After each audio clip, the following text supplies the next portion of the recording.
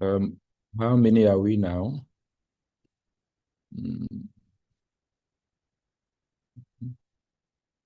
412. Okay, all right. I think we can start something.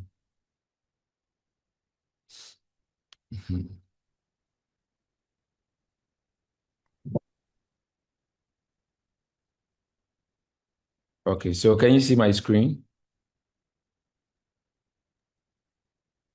Yes, sir. Yes, sir. Sir. All right. Thank you very much. I hope you guys enjoyed your week. And I think what we've signed up for, we need to, go into it and see how best we can go about it. We are today going to go through communicable diseases, what communicable diseases are. And I think we will look at some conditions, at least one or two, before the lecture ends for the day. Now, for communicable diseases, I think it's very common. This term is very common in the health arena. So can someone share with us what he or she thinks communicable diseases are?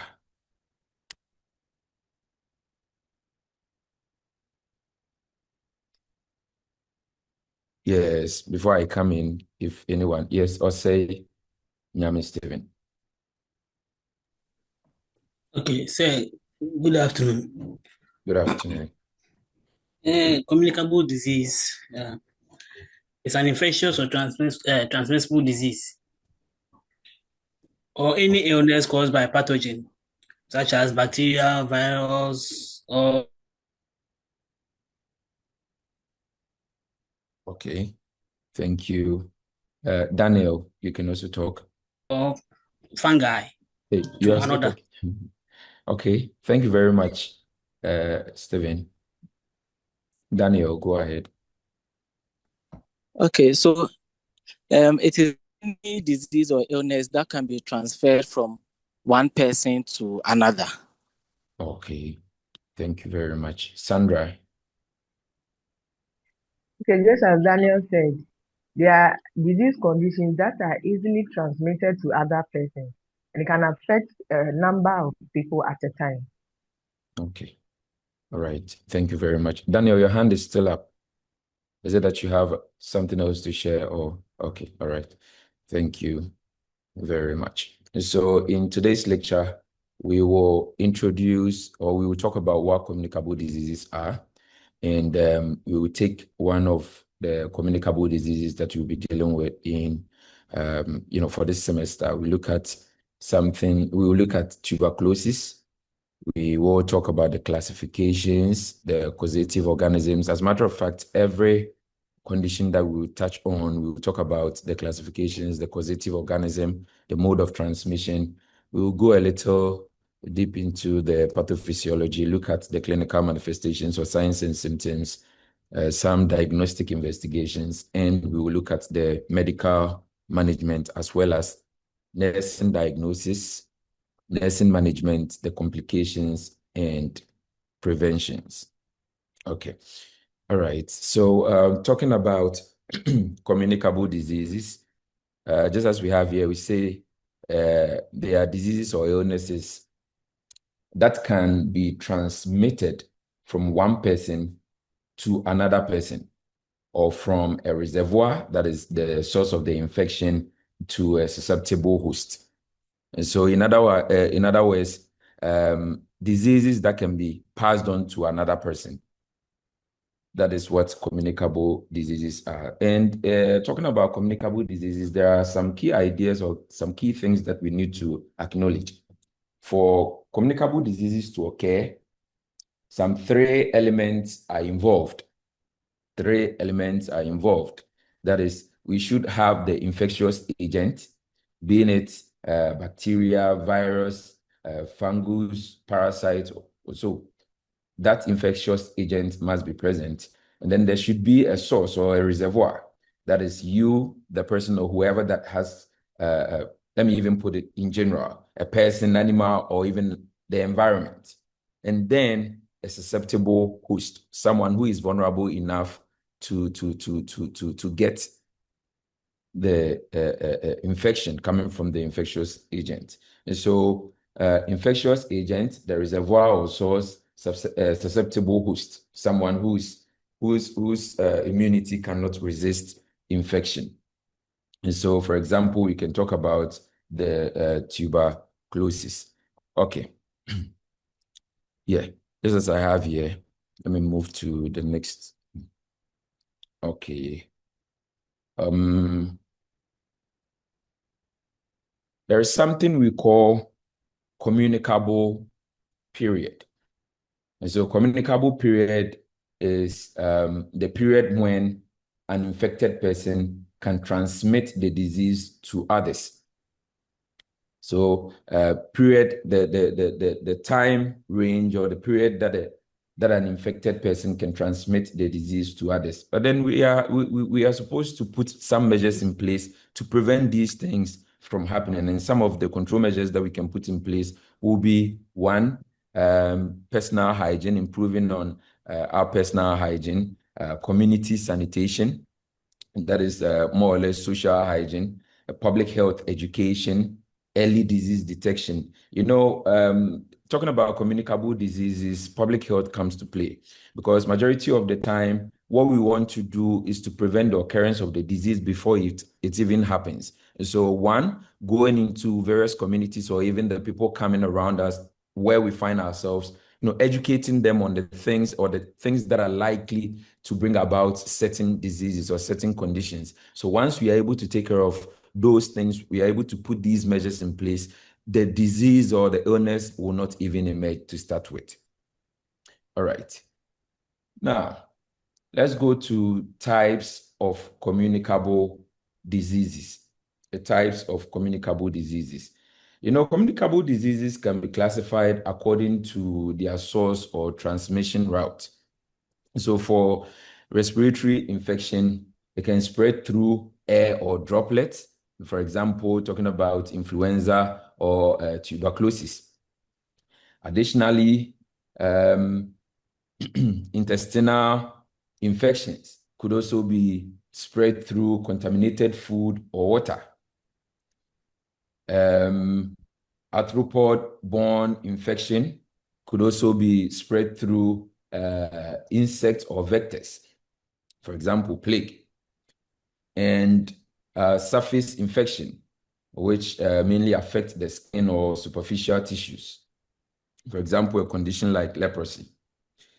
And then we have almighty sexually transmitted diseases or infections, which can be spread through sexual contact. Example, I know we all know a lot. Can HIV/AIDS, gonorrhea, and others. These are all diseases or conditions that could be spread through sexual contacts. All right. So this diagram here, is basically talking to us or telling us about things that are likely to lead to someone getting a communicable disease, more or less the mode of transmission. Okay, how the disease can move from one person to the other. Okay, and so it says here that infection caused by airborne transmission, just as I spoke about before. Infection caused by contaminated water. So you can take the microorganisms from contaminated water. It could be through airborne, even at some point aerosol. Infection could be caused by contact and feces. Some of us, we visit the washroom immediately after visiting the washroom. The next person you see, you want to shake, you know, hug.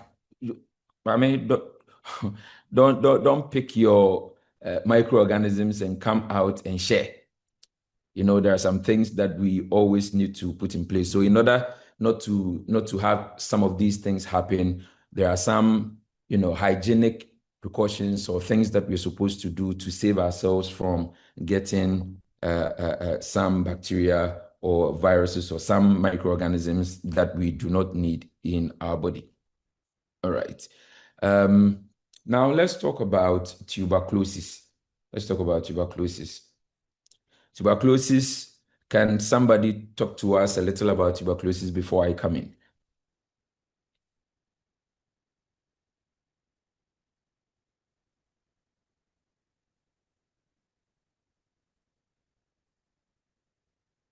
Tuberculosis is very common.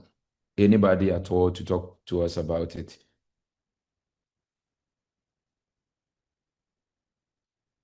Okay. All right. So tuberculosis, we can define, or we can describe it as a chronic infectious disease that is caused by Mycobacterium tuberculosis, and it mainly affects the lungs. But it's not only the lungs; it can also affect the brain in cases of how do you call it? The brain, specifically the meninges, even the bones, the kidneys, and lymph nodes. Okay, so we have here that it's an acute or chronic infection caused by Mycobacterium tuberculosis. Tuberculosis is characterized by pulmonary infiltrates, formation of granulomas with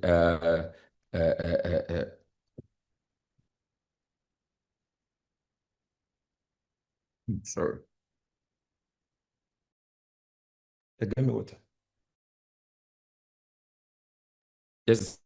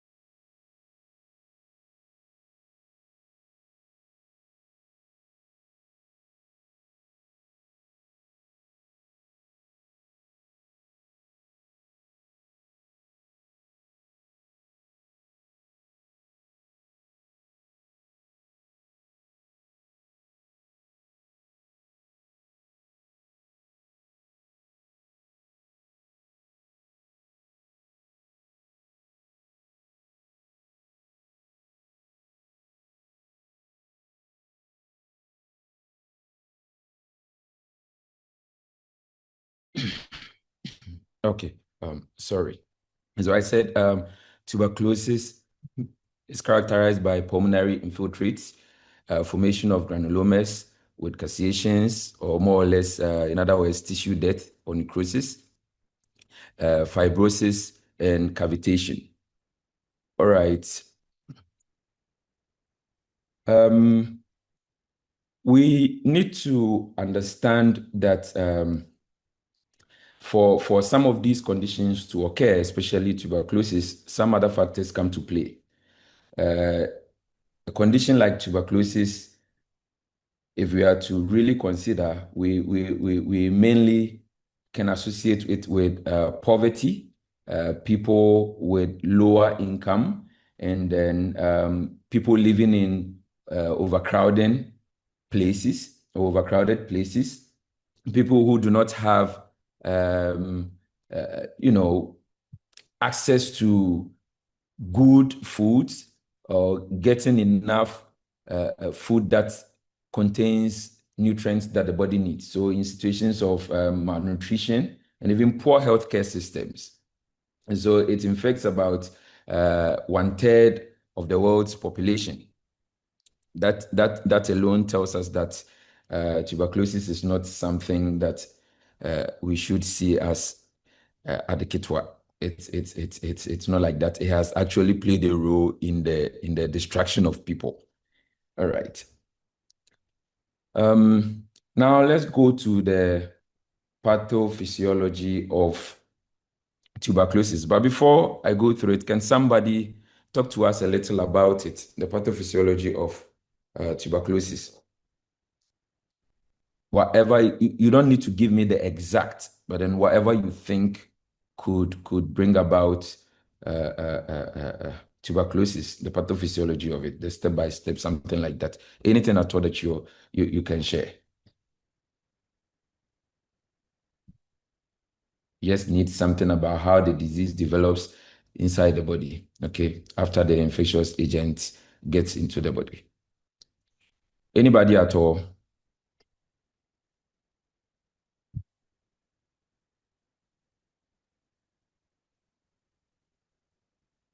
Yes, or saying I'm Stephen. So I want to try something small. Okay, go ahead. So when someone gets into contact with the organism that causes the tuberculosis, the mycobacterium tuberculosis. So let's say when someone inhaled the organism, it passes through the airway, then and get to the lungs, inside the lungs. The body try to keep it under control. So they will also multiply, the organisms will also multiply. So when it gets to a time where the body cannot contain it again, they break loose and start invading on the surrounding tissues. So I think I will end it here. Thank you very much. You've done well. Thank you very much. Oh, who's calling at this time? All right. Okay, your hand is still up. Is it that you want to add something? Okay. So for tuberculosis, just as he said, starts from the inhalation or coming into contact with the infectious agent. And so if the inhalation begins when a person,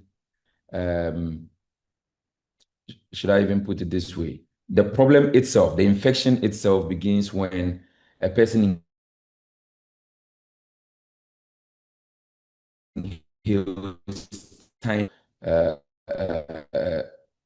Yes, Samuel.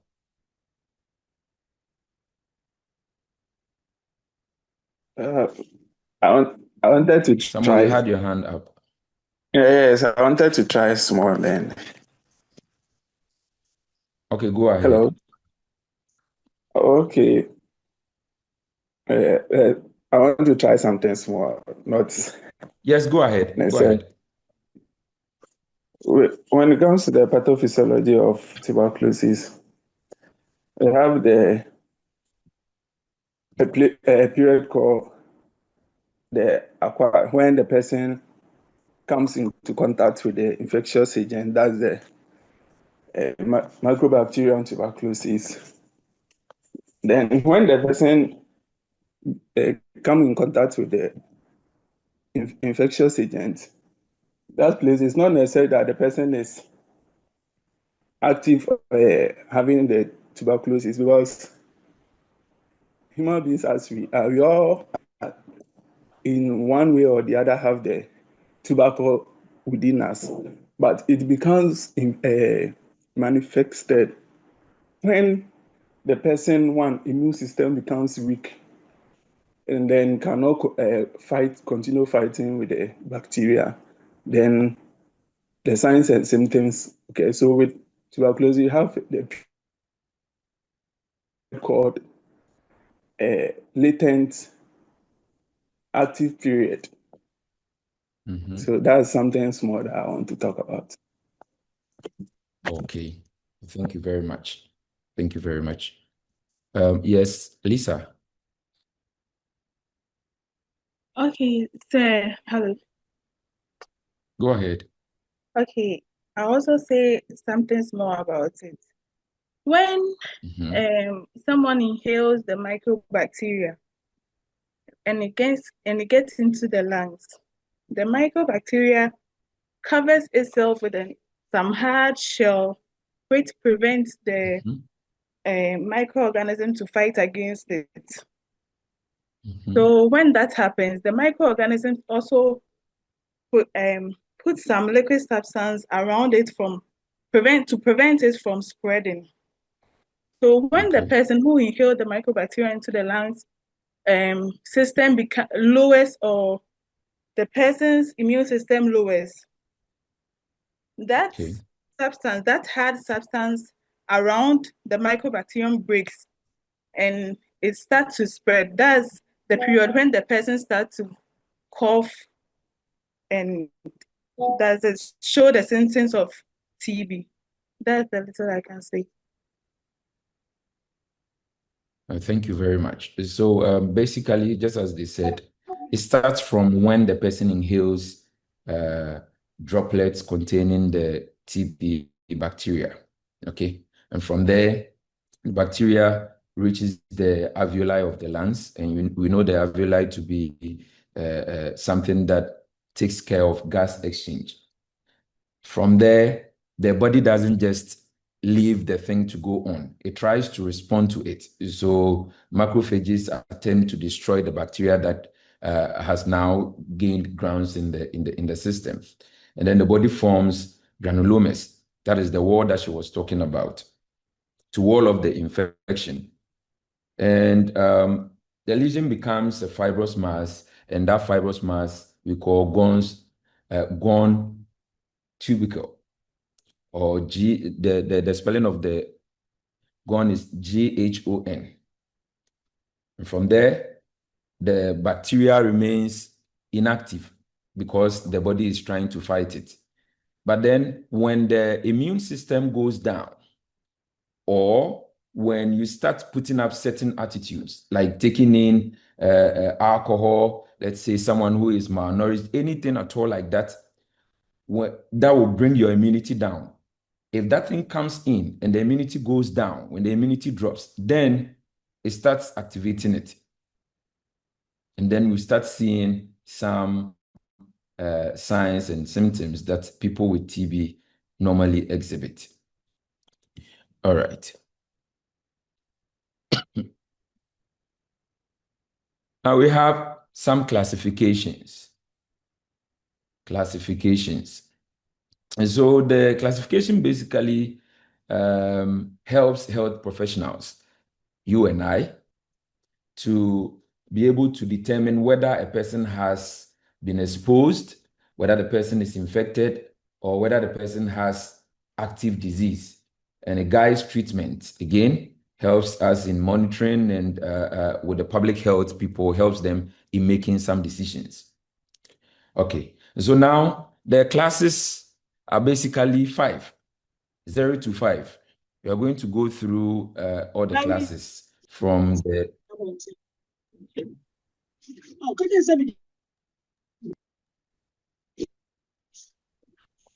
Okay, all right. So we're going to start from 0 to 5. Just as I said, the classification will help us describe the stage of exposure, infection, disease progression in tuberculosis. Lydia, you unmuted. I keep on muting you, but then you keep on muting yourself. Is something wrong with your phone?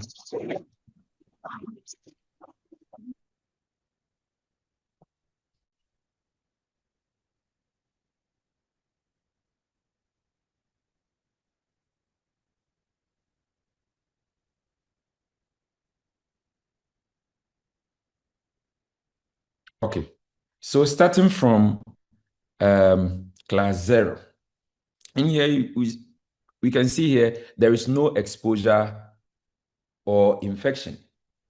Since there is no exposure, there isn't any infection. So the person has never been exposed to the TB bacteria and therefore has no infection. Normally, people like this have no history of contact with TB patients. When you do the tuberculin skin test, it's going to appear negative. X-ray is mostly normal, is always normal. Okay, and then this person wouldn't exhibit any symptom or sign of TB. And so, for instance, a healthy person who has never been around someone who has TB and then lives in the environment, this person is at low risk or living in a low risk community. So there is nothing that is going to cause them to show any sign or symptom since they haven't even come into contact with the bacteria. Okay, all right. So in here, no treatment is required. There isn't any treatment that is required since they are not sick. So we go to the class 1. And so with the class 1, there is some form of exposure, but then there is no infection. There is exposure, there is no infection. What I mean by exposure is that you have come in contact with someone who has TB, or you probably working around people who has TB. Just as we nurses, you'll be taking care of a patient with TB.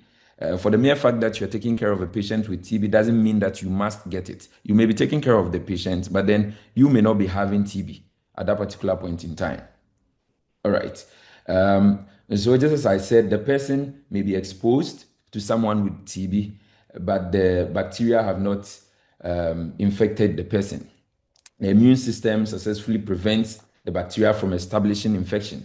And so even though they are in the midst of people with that, the immune system is so strong enough to prevent the bacteria from establishing infection.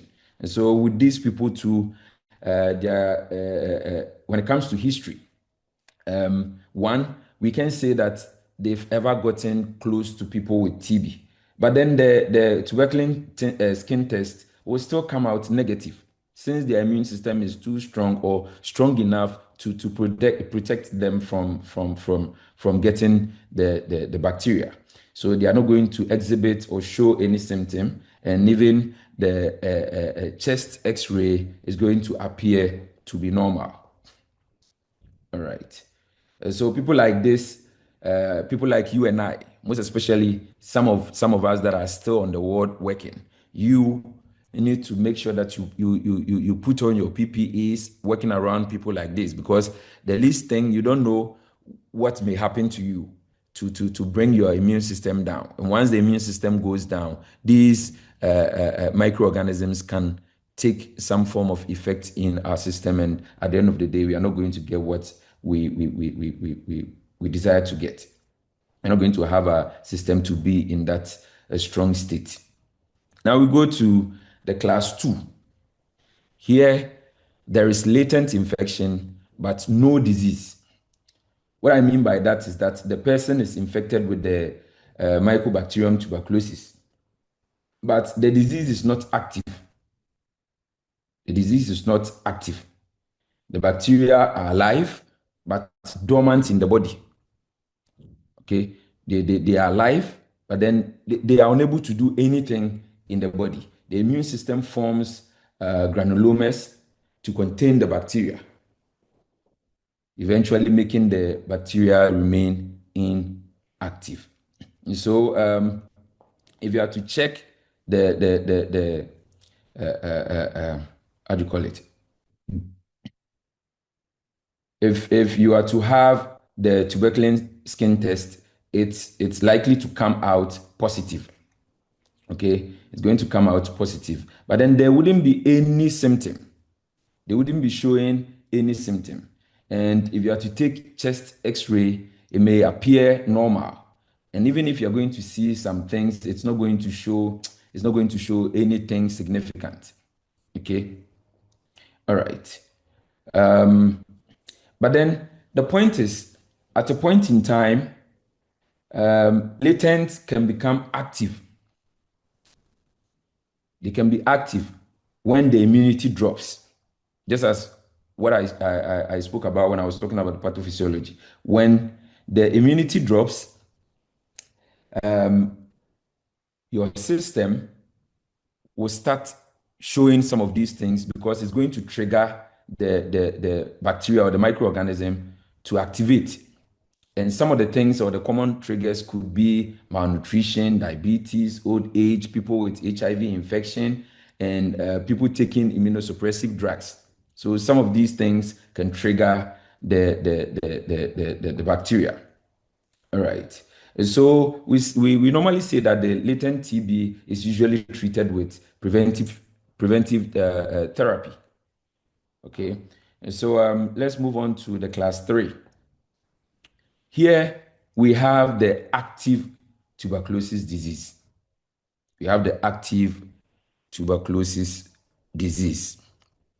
Okay, there is a disease and it's clinically active, meaning this is more or less true TB disease, where the bacteria are actively multiplying and causing symptoms. And so people like this will start exhibiting some symptoms like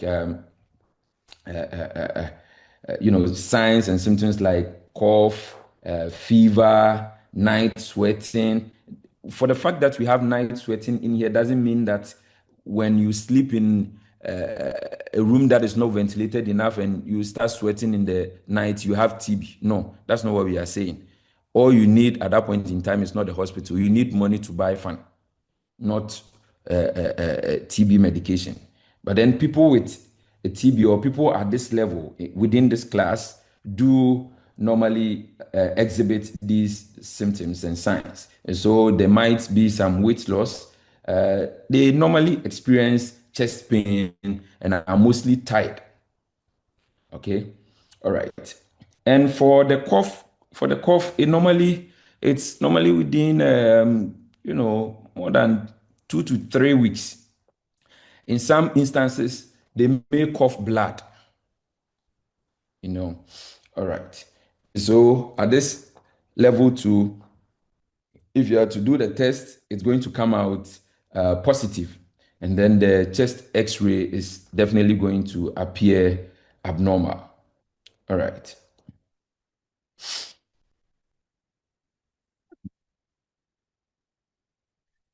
Okay. And so we move on to the class 4. The class 4 here, it says that there is a disease, but not clinically active. People within this class, the disease is there, but then it's not clinically active. How can that be? Maybe the person used to have TB, but then is healed. Okay. And this time, the bacteria in him or her are inactive or they are even completely gone. What's happening in the body is that the infection has more or less been treated or controlled. And the lung tissues may show scars or some calcified lesions here and there. Okay. All right. So with these people too, you are not going to see any symptom. And if you are to check the sputum, it's going to appear or come out to be negative. Now, we go to the 5th class, and I think this will be the last class. It says here that there is a suspected disease, but the diagnosis is pending. A suspected disease, but the diagnosis is pending, meaning the person is suspected to have TB, but there isn't any confirmation. There isn't anything to confirm as to whether they really have it or not. Okay, and so confirmation has not yet been made. And some of the characteristics could be that, that person could be showing or exhibiting some signs and symptoms of TB.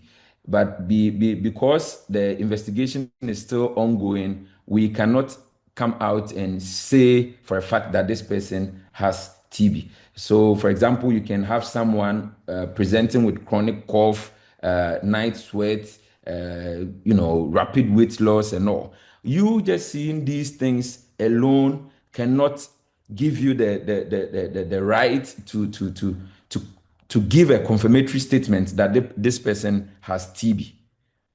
What you have to do is to wait for all the investigations to be done before you can pronounce that person as somebody who actually has TB. So this person or people within this category or class may be placed under observation. At a point in time, we can even isolate them until we confirm the diagnosis. I know, or I'm sure we all remember the cases of COVID. We all remember the cases of COVID, where when people start showing or exhibiting some of the symptoms of COVID, we tend to isolate them and then run some lab investigations or tests to confirm whether it's really COVID or it's just the normal cold and cough that they are just putting out. And so without the laboratory investigation giving us confirmation, we cannot sit down and say that somebody, because that person is exhibiting one or two symptoms, that person has TB. No, we cannot say that.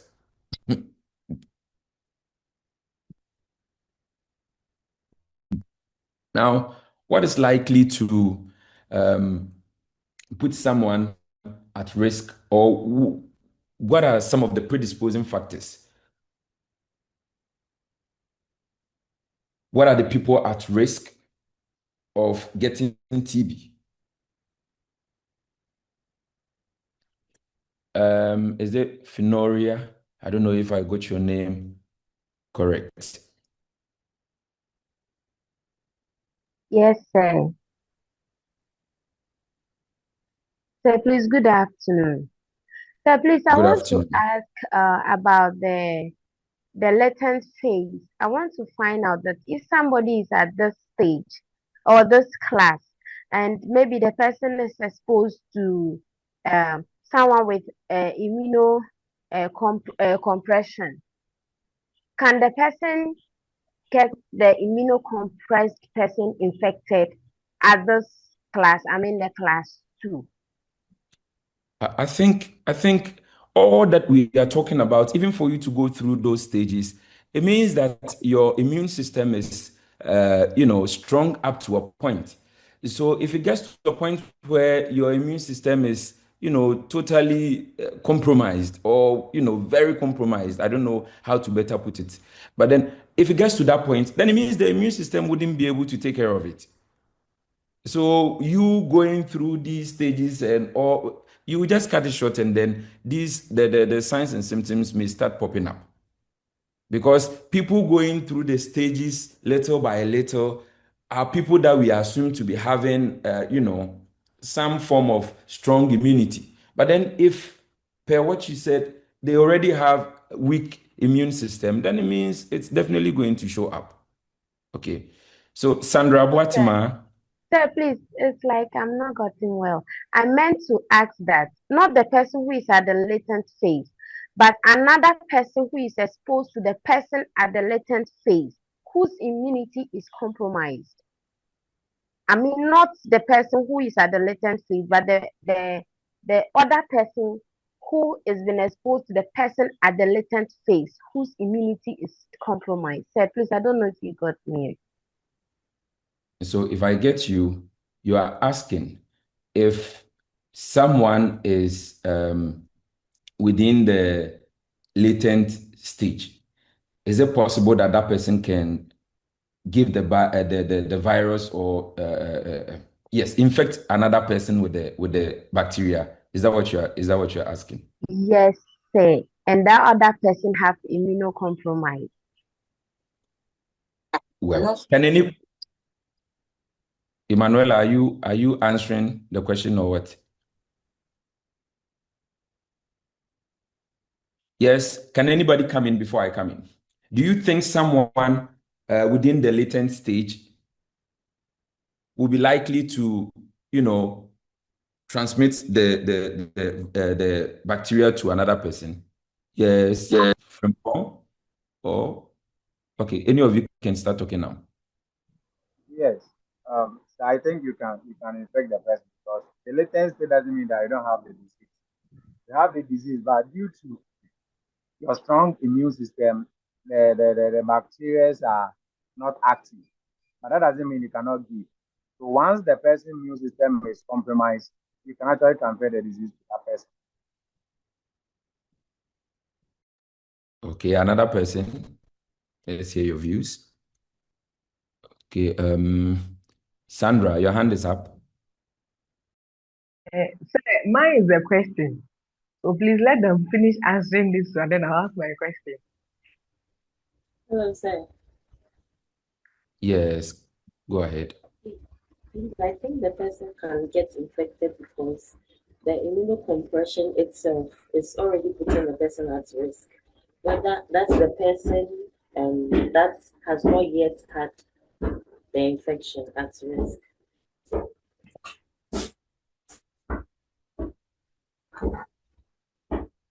So please, that's what I think. Yes, anybody else? Oh, you're still talking. Go ahead. Hello, sir. Yes. Please, in my opinion, I think in the latent state, you cannot transmit it to the next person because there is infection, all right, but there is no disease. The disease will, when there is disease, during the state of disease, that's when you present with the signs and symptoms for you to transfer the disease to the other.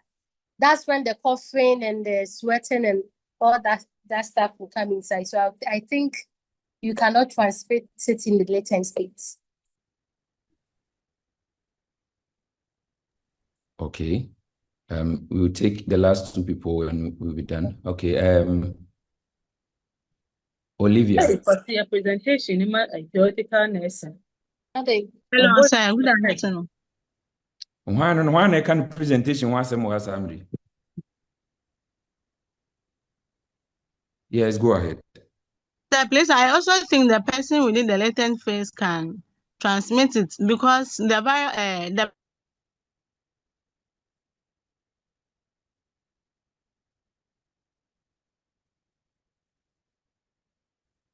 I don't think her network is good. Hello, sir. Yes.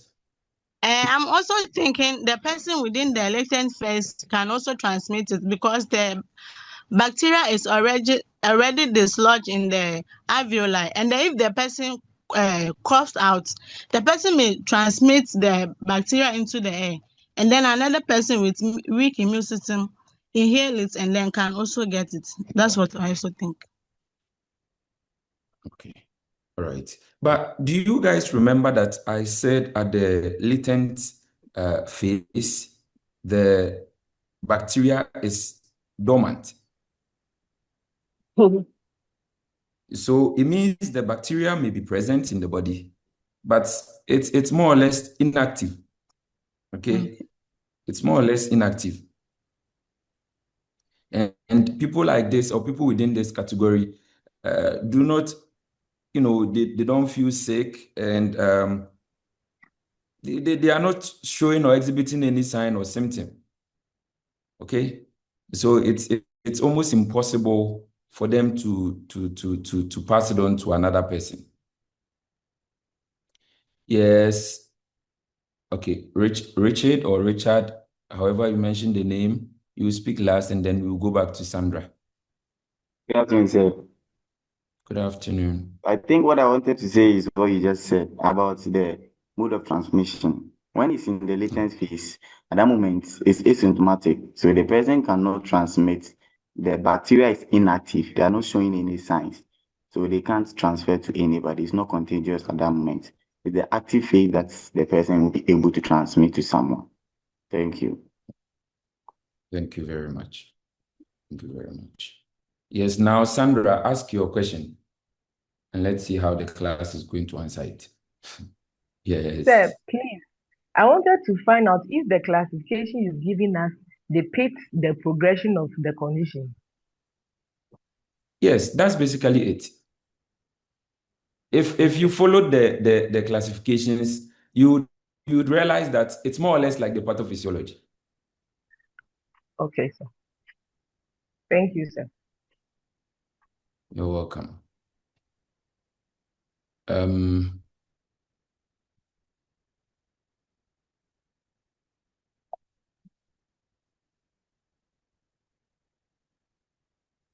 Okay. With this, I need not to touch on it again. We've spoken about it enough. Okay, so will you give us some of the, let me not even waste time. I've already mentioned these things, the cough, hemoptysis now. Okay, now how do we diagnose TB? Hey, is it because I'm talking about TB, that's why I'm coughing like this?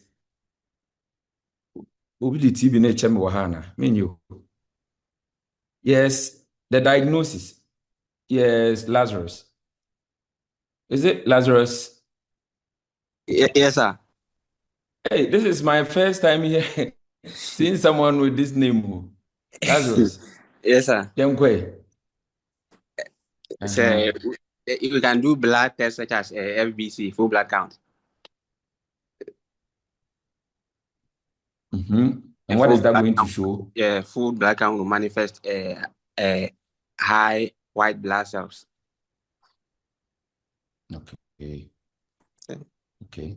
What again? So there's X-ray, chest X-ray can also show what's the name? Signs in the lungs. Okay. That's what I have. All right. So hey, Juan. Okay, go ahead. Yeah, please, you can also do a sputum smear and then culture for the presence of acid fast bacilli. Bacilli, okay. All right. Please, sir, please, a little knowledge. And I think the TB, we have two types. We have the pulmonary and then the extra pulmonary. And then the pulmonary is the one that affects the lungs. And then the extra pulmonary is the one that affects other parts of the body, like the meninges and then the kidney.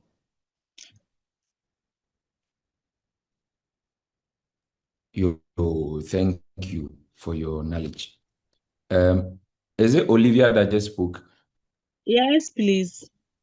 Okay, so there isn't a. And then it was also discovered by one German microbiologist known as Dr. Olivia, Robert I'm not Koch. going to ask you questions on this in exams, okay?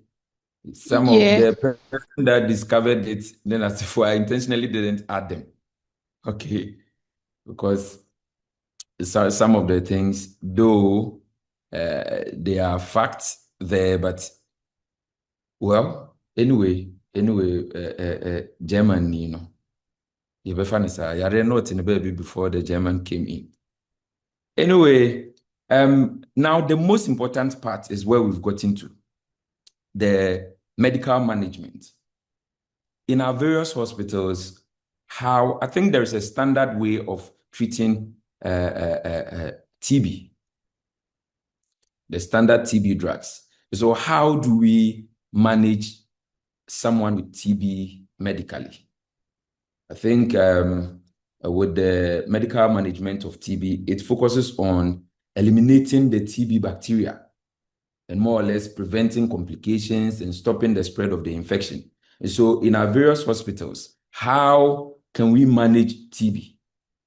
Or when people with TB come to our various hospitals, how do we manage them?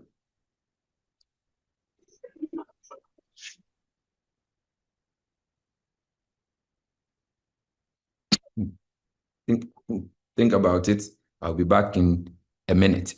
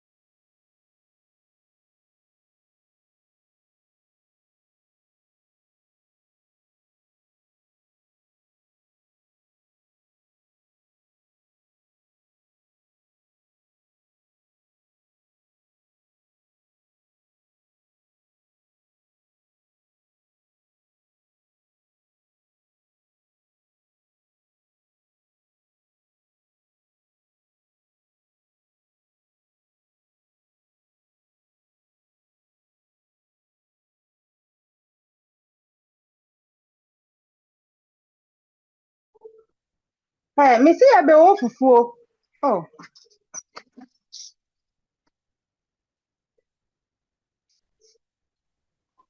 Why no? Ah.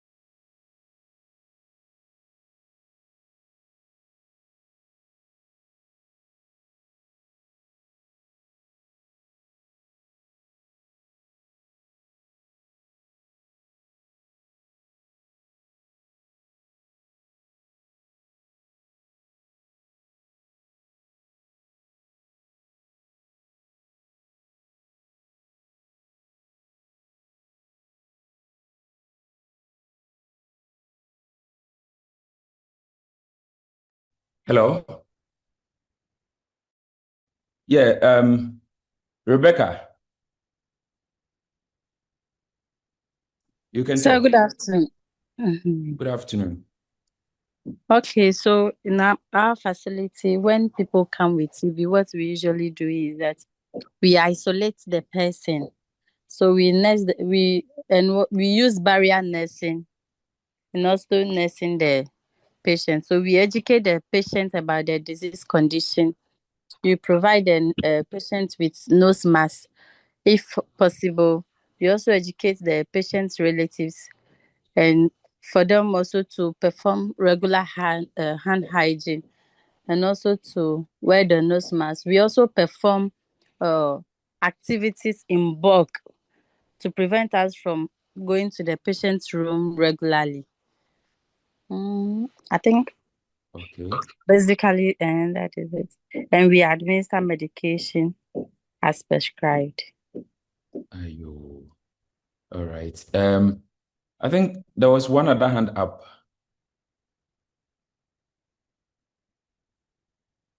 Finoria. Okay, so like What's the meaning of your name? goodness, Goodness. yes, please. Ayo, Mamnes, Yemkwe. Not nurse like nursing. I mean goodness and mercy. That's Goodness. goodness. You Yes, shall please. follow me. Let's go. Go ahead. All right, so like she earlier on said, so since it is a communicable disease, you will have to nurse the patient in isolation, and you would have to nurse patients strictly by barrier nursing, i.e., wearing protective GS and encouraging the patient to equally wear protective gears. That is if they would be comfortable, because most often, like somebody said in the comment section, you give them the mask, and then when you go there to attend to them, they will remove the mask and still be coughing because they are not comfortable. So you protect yourself. And also, since some of these patients have respiratory distress, you nurse them with their head side propped up so they can have easy, or their breathing can be eased. And also with the you check vital signs, especially monitoring the SpO2, and also you help patients with activities of daily living, because a lot of them get fatigue and they can't really help themselves with a lot of the activities of daily living. So that's the little I can add. Thank you.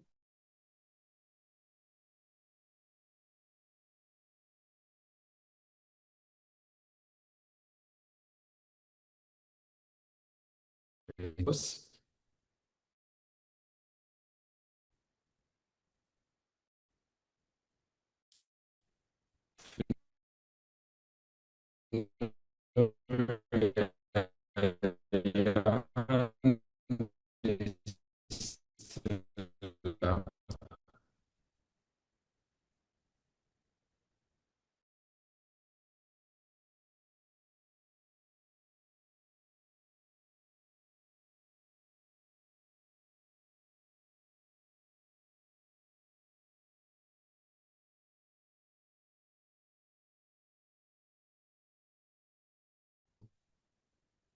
Can you please hear me? Can you hear me?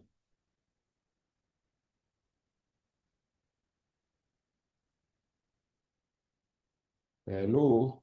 Hey, what's wrong with my network? Yes, sir. We can hear you now. Sir, please, you can be heard. Can hear you. Okay.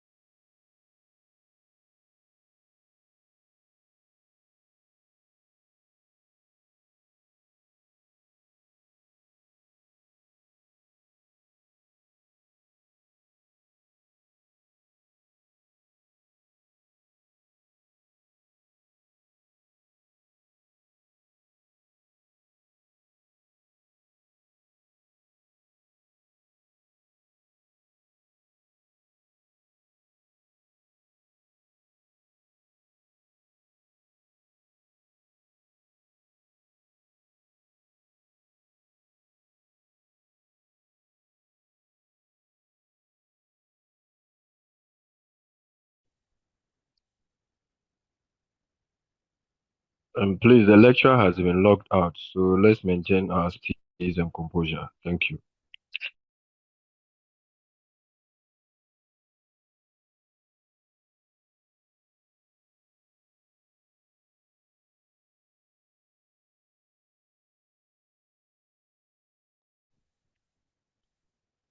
Ima, please, can you try and add those that you removed? I beg. One of my people is telling me that he muted himself, but you removed him. I beg.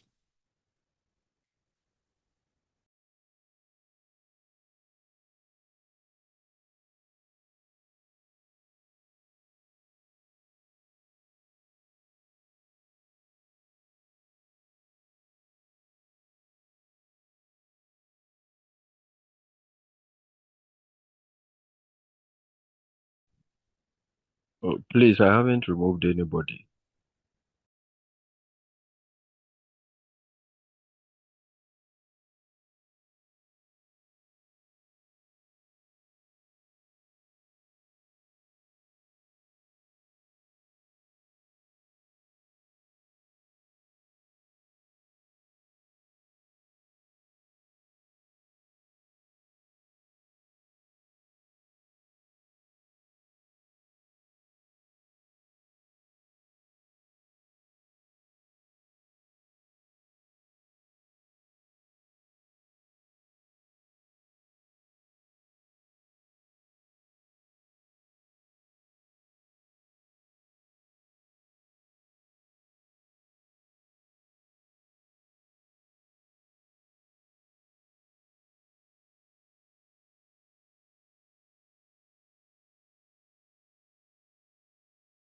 Please, can you all hear me now? Yes, sir. Oh, Yes, sir. Yes, sir, we can hear you. Yes, sir, we can hear you. thank you. Yes, sir. Now we can hear.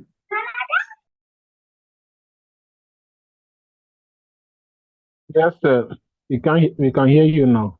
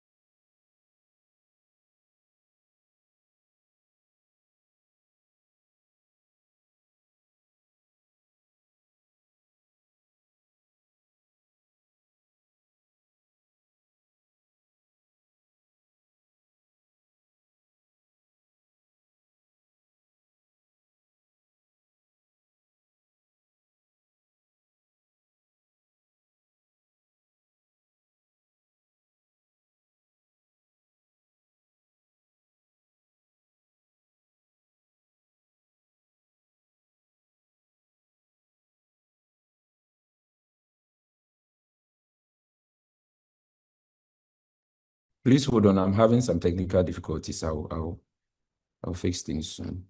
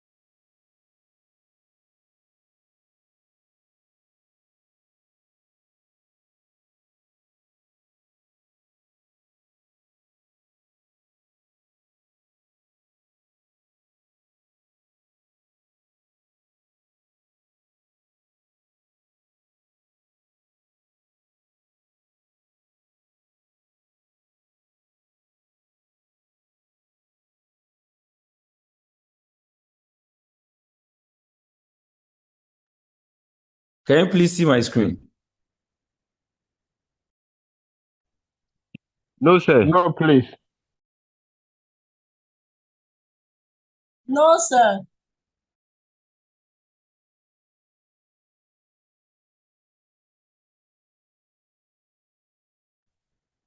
What's happening to this laptop?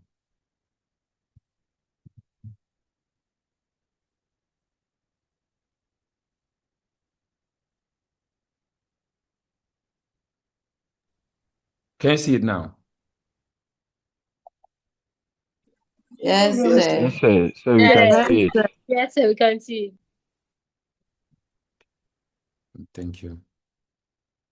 So we were talking about the medical management, right? Well, it says here that TB, pulmonary tuberculosis, is treated primarily with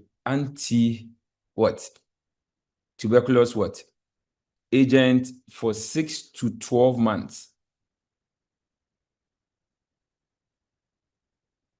Anti-tuberculous agent for 6 to 12 months. So please note this. You are going to meet it somewhere.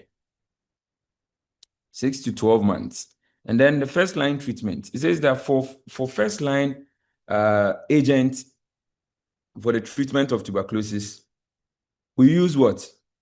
Isoniazid, rifampin, ethambutol, and edina ewohono.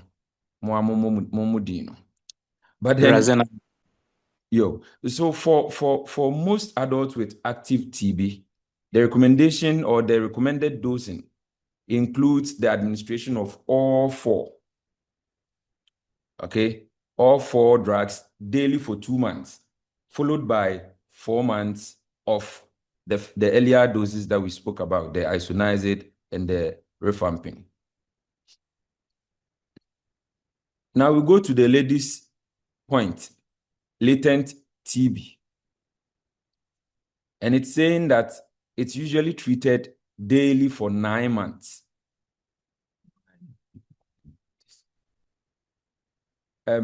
Please let me even sound this question. I'm sorry for these network issues.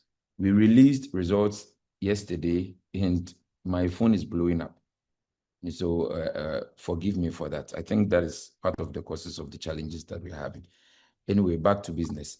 So for latent TB, we say that it's usually treated daily for 9 months. And at the initial phase, this phase consists of multiple medication regimen. Okay, multiple medication regimen of the isoniazid. Okay, rifampin and the pyrazidine, whatever name. This name, I've never been able to mention it. Somebody should mention it for me. Pyrazinamide. Pyrazinamide. Abrofo amongst us. Anyway, thank you. Pyrazinamide. Okay, and the ethambutol for how many weeks? 8 weeks. And then we continue from there. And the continuation phase of the treatment include the isoniazid and the rifampin, or the isoniazid and rifampicin, and last for additional 4 to 7 months. The names of the medications are very difficult for me to pronounce. Now, the directly observed therapy. Can somebody, without reading this, can somebody talk to me a little about the directly observed therapy?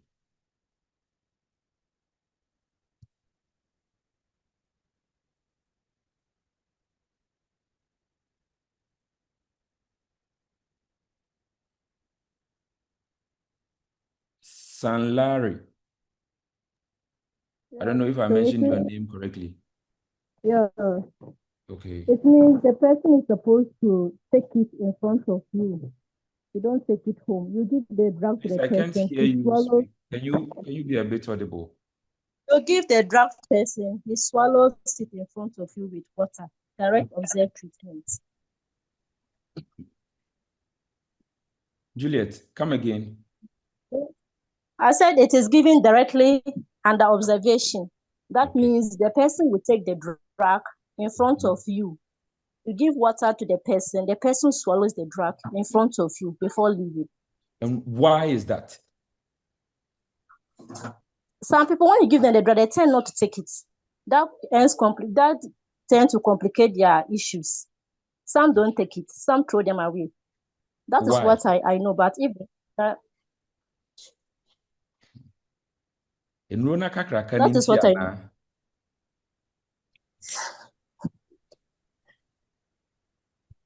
Yes, Emmanuel Chumasi. Anyway, thank you, Juliet. Yes. Okay, sir. The drug it's a bit bigger in nature, and then swallowing is not something nice. People prefer taking it, so we usually give it to them in front of you. You serve them water, they take the drug, and you take. Then the reason is the drug builds resistance. If you take it for a while and you stop taking it, builds resistance. So to avoid that resistance, you have to make sure that they take it in front of you, and then you take against the date. They have that yellow card they give to them. Then you take against it. Okay, thank you. Thank you very much. Are you the last person? Okay, Abibu. Thank you. Good afternoon, sir. Good afternoon. Please, the reason why we do the dot treatment is that, or the direct observation therapy is that, because of the side effect of the drug, normally people don't like to take it when you give it to them to send it home. They take it 1 or 2 days, normally for a week. Then you realize that they started experiencing the side effect. So due to this, they don't like taking it. And some people too, they lost the appetite for food. So that's why even the government or the agency, they provide food for them, so that they support them with food, so that if they are in the home, they can be able to take it. But the drug therapy, the main reason is because people don't like taking it. So you make sure that they take it before you. And as my brother also said earlier on, you mark the yellow card, so that you can be able to achieve your aim. Thank you. Thank you very much. All right. And if you've realized, DOT is very, very important in nursing. As a matter of fact, every medication that you administer to patients, most especially for the tablets, you are always instructed to make sure that the patient has swallowed the medication, because patients can they can be a bit stubborn sometimes. They will hide the drug underneath the tongue. Then when you leave, they spit it away or they spit it out. Some will even throw it under the bed and all. And so once you are there as a nurse to ensure that they've taken it, I'm sure things are going to go as we need them. Abibu, your hand is still up, and Finoria, I can see your hand also up. You, after talking, we move on to the nursing management. Please, my own is a question. Mm-hmm. Sir, please. In our previous studies, so as we can remember, we have patients' rights, and the patients have a right to refuse treatment. So in the case of DOTS, the direct observation therapy, and is it not a form of coercing the patient to take the drug? That is my first question. My second question is, most settings, I realize that the DOT treatment is given in the hospital. Like they make the patient come to the hospital and then they give the drug to the patient. Then the patient takes it in front of the healthcare provider. The same hospital which has a lot of people with compromised immunity or immunity that has issues. And we make the people come to that same hospital where we give them the drug. Are we not exposing the other people to the TB infection? Sir, please, if you can help me. Okay, with your first question, you would want to know whether we are infringing upon the rights of patients by more or less standing there to make sure that they've taken the medication. The answer is no. If you do not want to take or you do not want to go by the treatment regimen given, you have a right to sign off to even leave the hospital, where in places that I've been to, you'll be asked to bring a letter indicating that no, you don't want to go by the regimen that they are giving you, and for that matter, you just want to leave the hospital because you have a problem and we are trying to solve your problem. And in order for us to solve the problem, there are some things that we need to do. And there are some responsibilities that you as a patient, you're also supposed to do, or you're also supposed to perform. And one of those responsibilities is you taking the medication. So if you think that you're not going to take the medication, of which you know that is going to help you recover from whatever that you're experiencing, then I think the best thing to do is to sign yourself out of the hospital. But if you're going to remain in the hospital, for us to use resources on you with the hope of you recovering, then you should go by the regimen. And I'm not sure that people in that state normally do not want to get out of that situation. They do want to get the therapeutic effect, but then they just don't want to go through the process. And so in a way, you being a nurse, learning your psychology or psychiatry and whatever, it helps you to understand people better. It helps you to know that, oh, this person wants to recover. That is the main goal of this person coming to this hospital. It's just that the process seems a bit uncomfortable for them. So what we can do is to reassure them, educate them on the importance to take the medication. I'm sure, after talking to them, majority of them, if we are to have about 10 patients going through this or having this kind of perception, you have, a significant number of them, accepting the medication and taking it. Okay. Of course, in as much as we are talking about DOT, we are not going to force you to swallow the medication. No one is going to force you. As a matter of fact, I'm not sure any nurse has ever forced any patient to take any medication. But then once you sign up to be under our care with the hope of recovering, then you should go by what we are telling you. Okay. And your second question, I think the response to it is yes and no. Okay.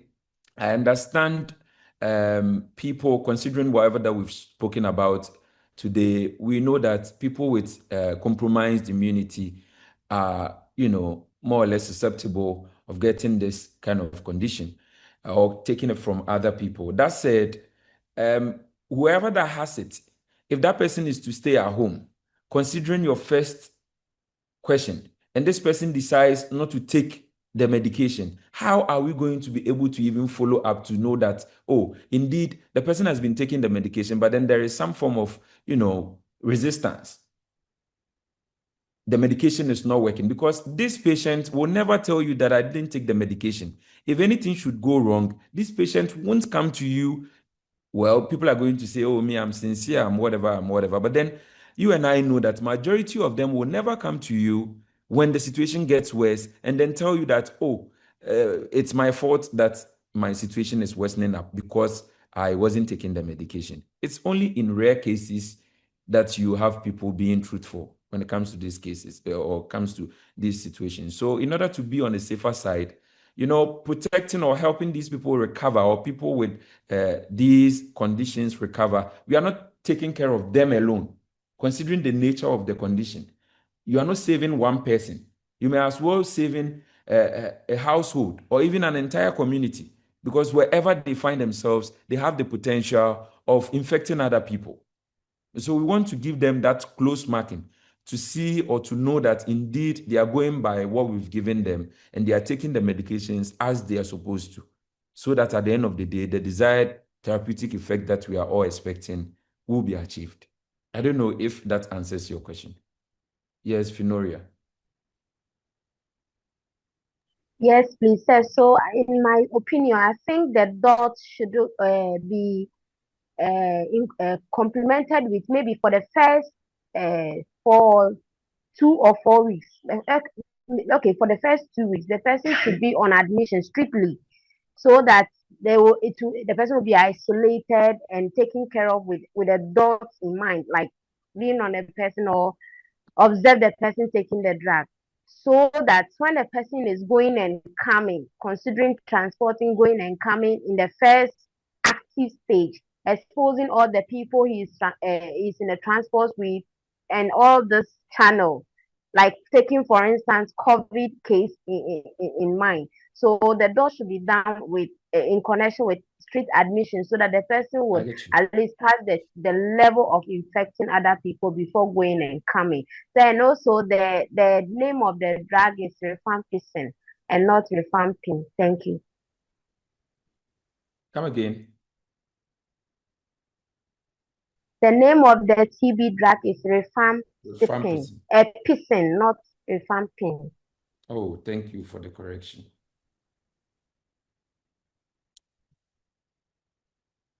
All right. But rifampin is also another name for rifampicin. So you can also Google that and you will see it, okay? All right. Christ. That was what I wanted to say. You see, some of the drugs, they come with different brand names. So if you don't know, you dispute the fact that someone is saying it's rifampin and be like, no, that's not it. But brands are there that comes with rifampin. Yes. So please, it's the same drug. Thank you. Thank you very much. Jemima. But Christ, is the Christ your name? Is it your real name? Yes, please, that's my name. Hey, Ajonkwa, yo, that's it. Jemima. Sir, please, I have a concern and I'm seeking an advice from you. In the facility where I'm working currently, when patient goes in for PTB test, mostly some comes out being suggestive of PTB. And the facility they really don't have enough structures. So these patients are really admitted into the various units, the ward itself. Meanwhile, they have an ICU where I think the patient, although it's suggestive, patients could be at that area. And they are also saying that they also have confirmed cases which are being managed there. And so for them to take the patient, the suggested one in there, they prefer to bring the patient into the ward for management until it's been confirmed. And mostly some also come out confirmed, they think the one person in that isolated area, once the result is not confirmed yet, if patient comes out negative, he or she would also contract the one who already has it, yeah. And so Okay, they so prefer that the patient should be with the rest of us in the unit, which I really don't get it.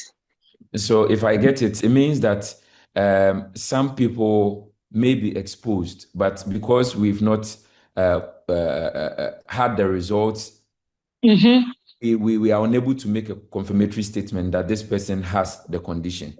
And that said, they still don't want to isolate the person, but then they prefer adding that person to the patient Majority of the on the ward. general ward, right? Yes, please. They would want to isolate the person only after the test comes out. Comes out confirmed, yes. Well, in my own opinion, I'm sure we are not going to, or not all hospitals are going to get what I would want to be done in our various hospitals. To me, I think once we suspect such a thing, we should immediately isolate such people. Okay, we isolate them, but then the isolation unit that they are going to be shouldn't be the same unit that we have people who have confirmed cases or the confirmed cases that we have. Because for them, we are sure that these people truly have the bacteria in them or they do have the condition.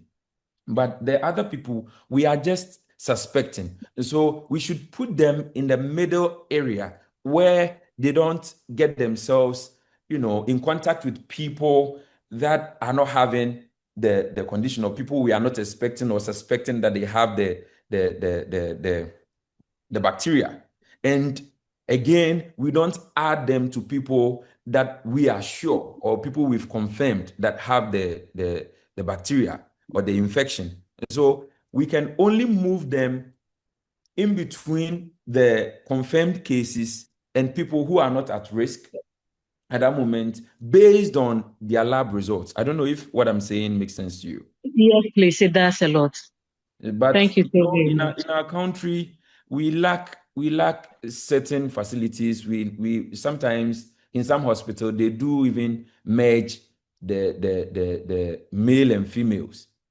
Okay, and things like this. You need a full room for certain people, and easy.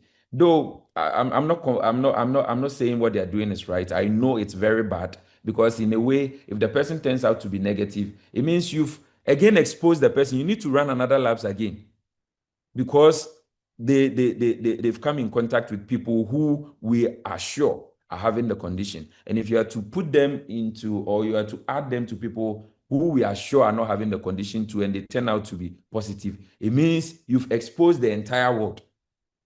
So it's not a small thing to do. And I think because of this, we are all growing within the healthcare arena. And most of the time, until you get to a decision-making position, you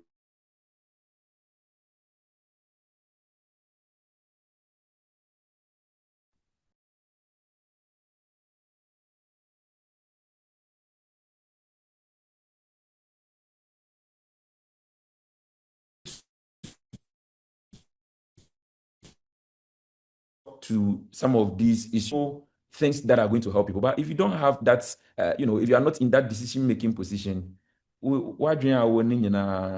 because somebody is not okay with you, or maybe is not in good terms with you, they are just going to throw it under the bus.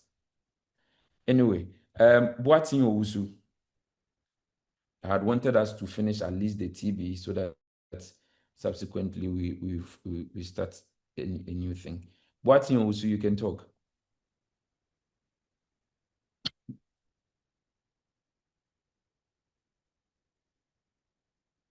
And now, Boatin Owusu, your hand is up. Okay. So with the nursing diagnosis, Hello, I'm not sir. going to touch on it. So I'm really enjoying today's class. So I thought it wise to add a little voice of mine to our discussion. So with regards to what my colleague just asked, so ideally, With TB coupled with some conditions like measles, chickenpox, and shingles, ideally we need to isolate the patient when we suspect such condition in the initial phase, and then carry out this confirmatory test, that is the sputum for this bacilli, which it turns red, and then as a confirmation. And with their airborne precautions, I guess that is where most of our facilities we improvise. And with that, we are all at risk.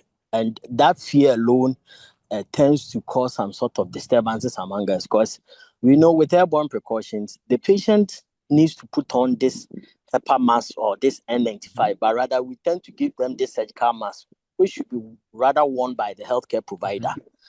So in managing these patients, the patient should rather be placed on this N95, and then with the healthcare provider will put on this surgical mask. But when the patient is maybe going out for, let's say, an X-ray, or let's say a gene expect or something like an investigation, then the patient can put on the surgical mask.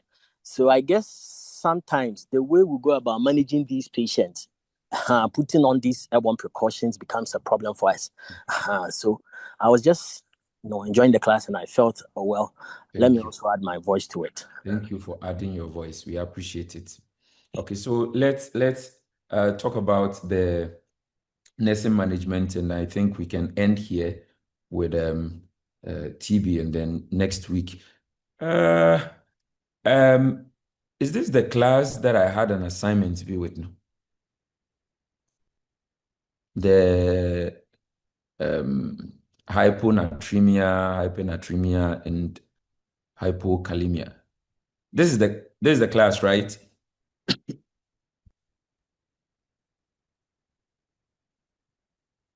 Hello. Yes, sir. Yes, sir. Yes, sir. Yes, sir. Okay. Yes. I made an email Yes, sir. address available to you on your page. I think, was it yesterday or a day before? I would want you all to submit it to that email address. I might use that as your missing. All right. Okay, sir. Now the nursing management, let's manage them. I think even with the nursing management, most of you have touched on a lot of them, but then I still want to have something from you, and then we will call it a day. Yes, because in exams you are going to write about nursing management, I must say. Yes. Emmanuel, sorry. Okay, so sir, the link you pasted, is it the Google Drive or a Gmail? No. It's a Google Drive. It's a Google Drive. You just upload it to it, and that's it. I would know. But then you make sure that you save it with your group name, and all index numbers in there should be correct. So group members, you are to check to see that your index numbers are captured correctly. And yes, sir, you just get a 0 mark for that. Okay. All right. Let's go back to the nursing management. Anybody else? I know you've touched on a lot, but if someone can walk us through how you manage people with TB in your facilities, I think we can all better appreciate it. Yes.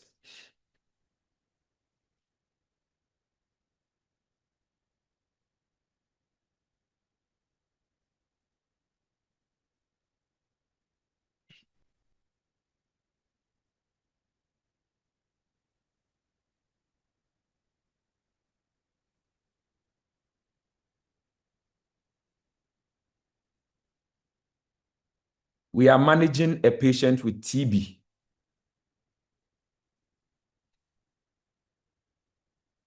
We are managing a patient with TB. So how, in your various hospitals, how do you manage patients?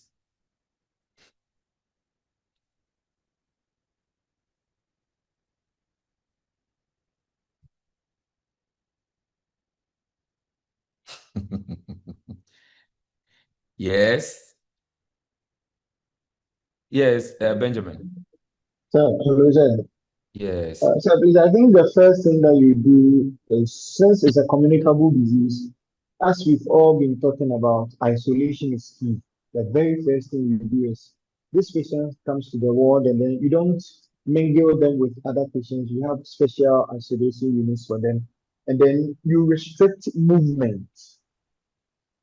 You restrict movement of both relatives and then staffs who are probably might not be on the ward. Then the monitoring of our vital signs. They also need to feed, so you monitor their intake and output, and then dietary management. Yeah, we want them to recover in the best possible time. So we give them foods that contain nutrients that are highly nutritious. So that's the little I can say. Thank you. Hello. Emmanuel Chumasi. Yes. Good afternoon. Sir. Oh, who is Good afternoon. Right. So with the nursing management, like my colleague rightly started with.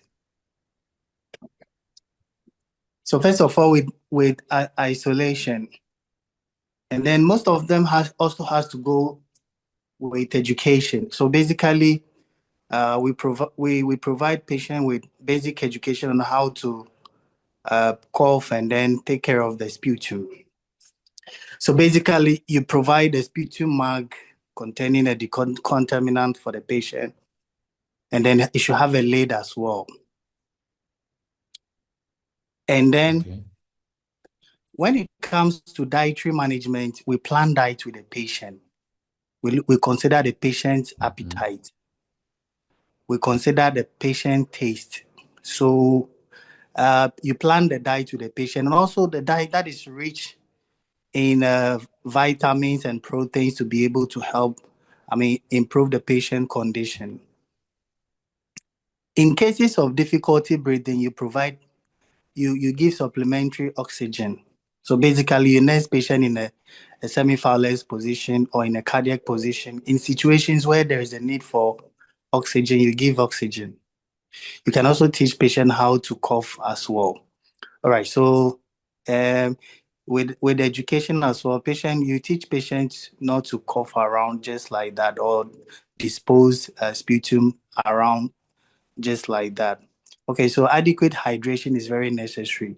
You encourage liberal fluid intake. In cases necessary for IV hydration, it is also given as well. Should there be the need for pain management, analgesics, the various pain management methods are given, including analgesics as well. Encourage exercising. The more the patient remains in bed, the patient is prone to other forms of infection and other complications as well. Exercising is encouraged as well. And it's an infectious condition, so we have to take every precautionary measures, wearing of our PPEs when taking care of the patient as well. Okay. So yes, that is basically the few probably I can also add. Thank you very much. Sandra. Okay, sir. Please, I want to talk about reassurance. You see, when somebody is diagnosed with this condition, we shouldn't let them feel like it's a death sentence that is being given them, because they are going to be isolated. And when you are walking through the hallway to other wards and you are just pushed to a corner, psychologically, it has a toll on you. So we should know how to reassure them, let them know that it's a condition that anybody can have. We all know that the late Nelson Mandela, he had it, and he was really advocating that when you have this condition, just come out, let treatment be given you so that you can make it through. And the way we also go about giving them the care, we should handle them well. We should give in our best. We shouldn't act as if because we don't want them to infect us, we just want to treat them anyhow. That's what I want to say. Thank you, sir. You're welcome. You're welcome. You're welcome. All right. And if you are unable to take care of people with tuberculosis, what are some of the possible complications that might arise?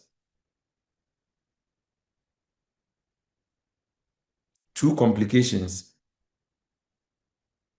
Two complications that you need to put in your head because you'll be writing it somewhere. Yes. Only two, just give me two, and I'll close. I'll